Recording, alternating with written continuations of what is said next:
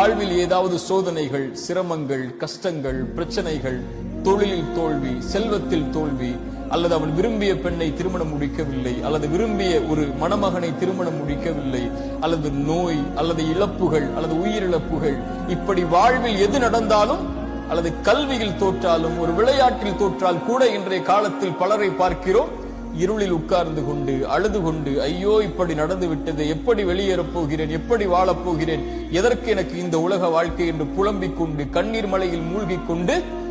இன்னும் பலர் கோழைகளாக மாறி உயிரையே மாய்த்துக் கொள்ளக்கூடிய மனிதர்கள் வாழக்கூடிய இந்த உலகில் எது நடந்தாலும்,